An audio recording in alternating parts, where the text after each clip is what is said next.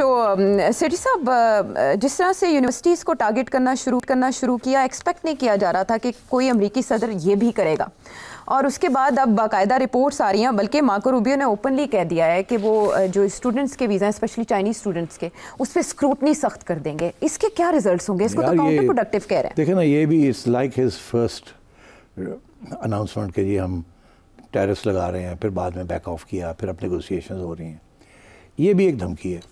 It's part of the same strategy. अच्छा, कि देखिए, सबसे ज़्यादा फॉरेन स्टूडेंट्स हैं इंडिया के, विच इज़ नीली 4.25 लाख के करीब इंडियन स्टूडेंट्स हैं जो अमेरिका में पढ़ रहे हैं, ओवर 350 मिलियन 100,000। और कोई चाइनीज़ स्टूडेंट्स जो हैं, देर also quite a lot. I think there number 2 Chinese students हैं, 2,75,000 के करीब है। सो आई थिंक इनके जब वो वीज़े के ऊपर उन्होंने इश्यूज बना दिए हैं, अब उन्होंने जो लॉ पास किया है वो ये कि किसी के भी अगर किसी कम्युनिस्ट पार्टी के साथ लिंक्स हैं इन चाइना तो उनको डिनाई कर दिया जाए। फॉर एग्जांपल, चाइनीज़ प्रेसिडेंट का खुद बेटा वो स्टडिंग इन द यूएस, ठीक है, बट अब नहीं है, बट ही वाज, एंड उनकी बेटी थी शी मिंगजी, हाँ, शी वाज हार्वर्ड यूनिवर्सिटी में, हार्वर्ड में। तो अब इन्होंने ये कर दिया कि anyone with links to the communist party leadership और the communist party in China, उनके बेटे, रिश्तेदार, ये वो सबको वीज़े नहीं मिलेंगे। अच्छा, विच इज़ मीन्स कि जो आप चाइना की लीडरशिप है उसको टारगेट कर रहे हैं, हिट कर रहे हैं उनको डील्स के लिए। देखिए, ये जो सारे जो स्टूडेंट्स हैं वहाँ, इनमें से 90% अपनी फ़ीस खुद देते हैं। They are not needy students, they pay full fees. Okay, very few are people on financial aid. Okay. But a lot of them, and some of these rich universities depend on these rich students. Achha. And who are these rich students? They come from the leadership of the Chinese Communist Party. उनके जो bureaucrats हैं, जो बड़े businessmen हैं, all links with either from the party or linked to the party. Anyone who's big in China is either from the Communist Party or the PLA, the Liberation Army, or the businesses associated with them. See, it's that sort of system. Okay. So ये सारे students जो हैं, they are at one level or another, they come from the elite of China. Elite of China is the ruling class of China, right, led by the Communist Party of China. तो ये जो है ना, it's hitting directly at the leadership and the ruling elite of China. तो ये तो तकलीफ होगी ना, because they go to the best universities. They are very bright, and they go to the best universities. Okay. They go to MIT, they go to Harvard, they go to Yale, they go to Berkeley, they go to the top places. और इनमें से बहुत बड़ा एक section है जो कि science की तरफ तवज्जो उनकी। Okay. So critical fields से मुराद साइंस है। That's right. Okay. Critical fields is fields where there's a transfer of technology involved later on. क्योंकि ये सीख जाएंगे तो फिर ये ट्रांसफ़र कर देते हैं, they transfer their knowledge to the Chinese. ठीक, तो ये critical fields हो गया, कम्युनिस्ट पार्टी हो गया।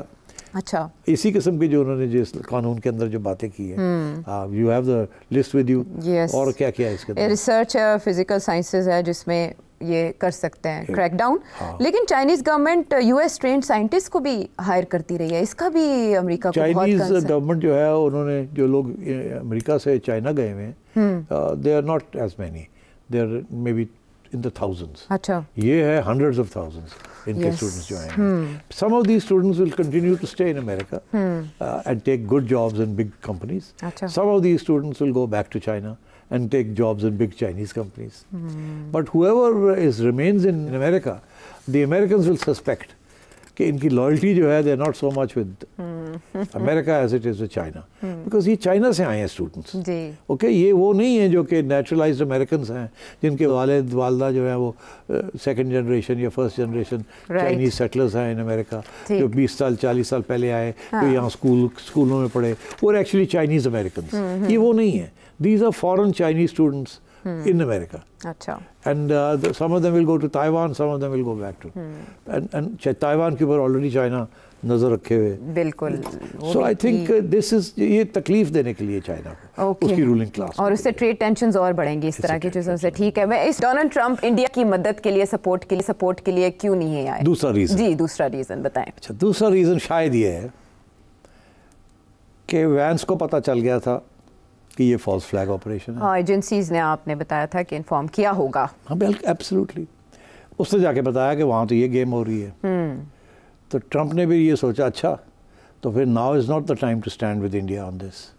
ये India, Israel and India are trying to undermine my policy. एक तो पाकिस्तान के साथ काम खराब करना चाह रहे हैं, एंटी वॉर पॉलिसीज के खिलाफ, और जो मैं इसराइल को प्रेशर डाल रहा हूँ कि करे करे वो नहीं कर रहा, और ये सारा डाइवर्ट करना चाह रहे हैं अटेंशन फ्रॉम। अच्छा, तो ये मेरे साथ भी नंबर 2 काम कर रहे हैं। इन्होंने बिहाइंड माई सीन्स ये, आई think he was a little upset कि ये क्या किया इन्होंने, कि ये डाइवर्ट अटेंशन कर दिया है from other main issues. This is all, I don't need this conflict. मेरे जहन में तो रशिया यूक्रेन है, मेरे जहन में तो पैलेस्टाइन है, मेरे जहन में इसराइल का जो इश्यूज है, ईरान है, चाइना है, तो ये कहाँ से उठ के आ गए, और ये Israelis are involve in this. तो I think he was a little upset, इसीलिए उसने कहा ये कर लेंगे यहाँ पे, मैं नहीं इसमें आता। अच्छा। और बाद में जब उसने देखा कि ये न्यूक्लियर हो गया और ये लंबी बात ना चले, he immediately stepped in and took charge. This was a signal to India कि you don't play with me. America सब जानता है। हाँ, अमेरिका सब जानता है, हमें पता है, चले हम तो आपको एक्सपोज नहीं कर रहे, बट ये ऐसे नहीं हम चलने देंगे। And so here's the ceasefire. Okay.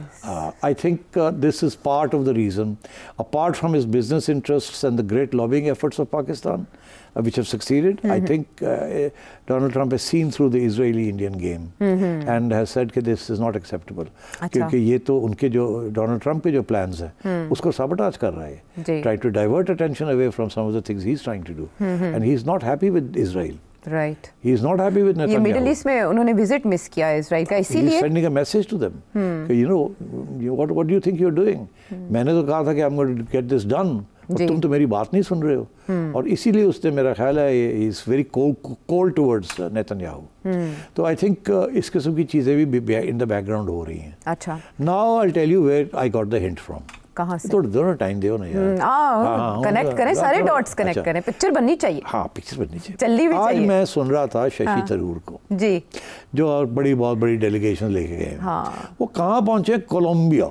अच्छा। आज कोलंबिया मेरा ख्याल है किसी को पता ही नहीं मैप पे कहाँ है। अच्छा जी, तुसी कोलंबिया की करन गए हो, तो अमेरिका किसी ने कहा नहीं पाया, तो तुसी कोलंबिया बढ़ गए हो जाके, तो across the 2 hour flight from, और 3 hour फ्लाइट है, तो आप वहाँ लैटिन अमेरिका में क्या करने चले गए? They are not important players in the world. वहाँ पहुँच गए, और वहाँ जाके कोलंबिया ने इनको सपोर्ट नहीं किया, और वहाँ शशि थरूर नाराज़ होकर ये कहता है कि आपने हमें सपोर्ट नहीं किया, तो कोई गल नहीं, असी तो अपने खड़े हाँ, तो ये है, और उनको सुना तो प्रेसिडेंट ट्रंप को डायरेक्ट तनकीद का निशाना बना रहे हैं। वो कह रहे हैं बाकी सुदूर से ये मुख्तलिफ हैं। तो एक तरफ सपोर्ट लेने गए हैं, दूसरी तरफ गालियां दे रहे हैं उन लोगों को जिन्होंने सपोर्ट नहीं दिया। अमेरिका जाके डोनाल्ड ट्रंप के खिलाफ बात कर रहा है, कोलंबिया जाके उनको कह रहा है कि आपने नहीं किया, ये नहीं किया, वो नहीं किया, हम ये हैं, हम, मतलब अरे भाई ब्रेक। तो फिर मैंने जब ये देखा, मैंने कहा इनको हो क्या गया है, इनको पता है सपोर्ट नहीं मिली जी। तो पहला सवाल तो ये बनता है कि सपोर्ट क्यों नहीं दी लोगों ने। दूसरा सवाल ये है कि ये जब गए वहाँ, तो वहाँ जाके तनकीद क्यों कर रहे हैं? वहाँ तो जाके इनको प्लेजेंटली, कर्टियस, अपना पॉइंट ऑफ व्यू एक्सप्लेन करने के लिए you have to be diplomatic. तो ये तो अग्रेसिव वहाँ हो गया। तो ये 2 सवाल का जवाब मैं आपको देता हूँ। दुनिया ने इनको सपोर्ट नहीं किया क्योंकि दुनिया समझ गई है, दुनिया हेट्स इजराइल। अच्छा। The entire world hates Israel now. अभी वेस्ट का भी आपने रिस्पॉन्स देखा, including in the West. Young people, new generations hate Israel. सबको पता चल गया है कि इजराइल इंडिया का नेक्सस क्या है। It's the only country that has supported India. So जो बोझ मुआविया है ना, hatred for Israel, जो recent developments हैं, जो न्यूट्रल भी थे वो भी अब एंटी इजराइल हो गए। That has hurt India.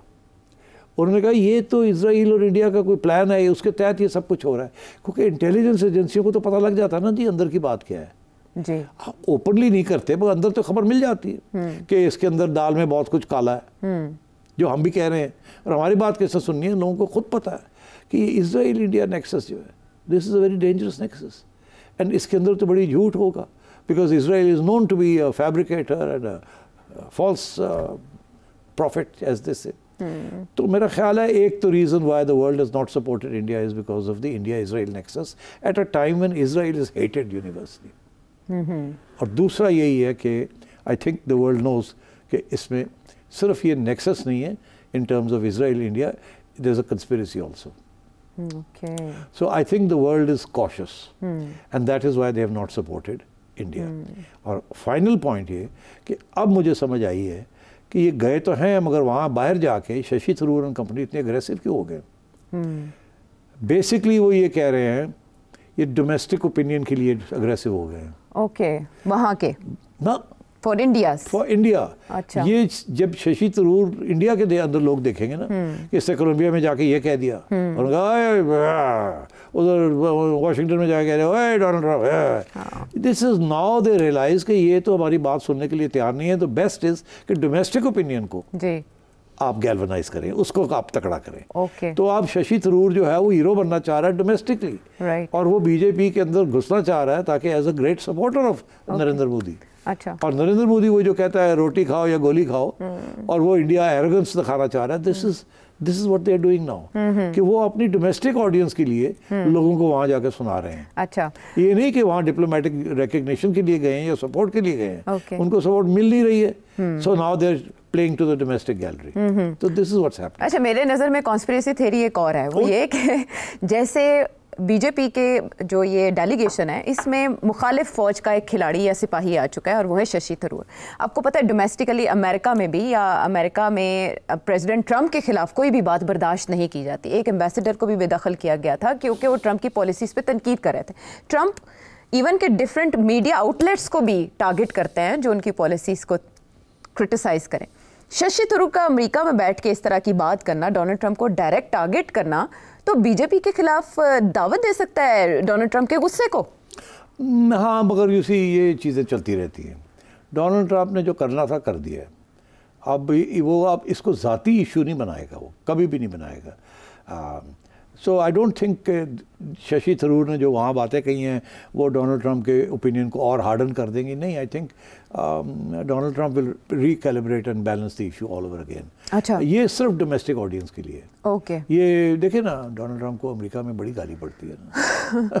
तो किसी और ने गाली दे दी तो what's no skin off his back. मगर ये ज़रूर है कि ये शशि ने जब देखा कि कोई मिलने के लिए तैयार नहीं है, लोअर लेवल के लोग मिलने के लिए तैयार है, हायर लेवल के तो मिलने के लिए तैयार नहीं, then he lost his cool. और गुस्से में आके उसने ये कह दिया. उन्होंने सोचा चलो अच्छे से काम नहीं बन रहा, करते लगे ना कि मैं बड़ा तकड़ा रहा. I think that's what's happened. I don't think Donald Trump will mind too much. He is oblivious. और जिस तरीके से उसका स्टाइल है, डजंट गिव अ शिट. तो सिट साहब, रिकैलिब्रेट करने की आपने बात की, फाइनेंस या इकोनॉमी के हवाले से जो अपॉर्चुनिटी इंडिया ने पहले मिस कर दी म्यूचुअल ग्राउंड तलाश करने की, अब इंडिया क्रिप्टो रेगुलेशन पेपर जून 2025 में रिलीज़ करने जा रहा है.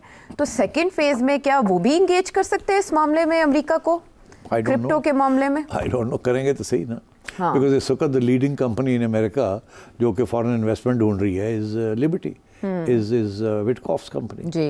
एंड आई थिंक अब इंडिया के जो स्पूक्स है उन्होंने देख लिया होगा ना पाकिस्तान ने क्या किया. तो there must be a new strategy coming from their side also.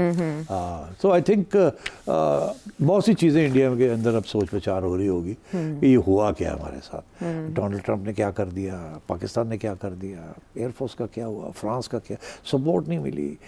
मतलब they must be reviewing all this. And I think मेरा तो ये आप समझे, मैं समझता हूँ एक प्रेडिक्शन है कि ये जो फॉरेन मिनिस्टर है इनका जयशंकर, ये नहीं सर्वाइव करेगा. बड़ा मुश्किल है इसके लिए सर्वाइव करना. वो और गल टीट हो जाना तो अलग गल है. मगर he is been a disaster. अभी भी उसकी मैं इंटरव्यूज़ देख रहा था, उसको जवाब देना नहीं आता. इतना एरोगेंस है, इतना मगरूर है वो, और डिफेंसिव है काफ़ी. और डिफेंसिव भी हो गया जाहिर है, और बोल भी नहीं सकता. I am shocked frankly. मेरा तो I used to have a high opinion of him, but on this crisis, और ये इसीलिए बाय द वे आर्ग्यूमेंट कोई नहीं, रीजन नहीं है, फैक्ट्स नहीं है. झूठ के तो पाँव ही नहीं होते और वो उसे जॉगर्स पहना रहे हैं. मुश्किल हो रहा है उनके लिए.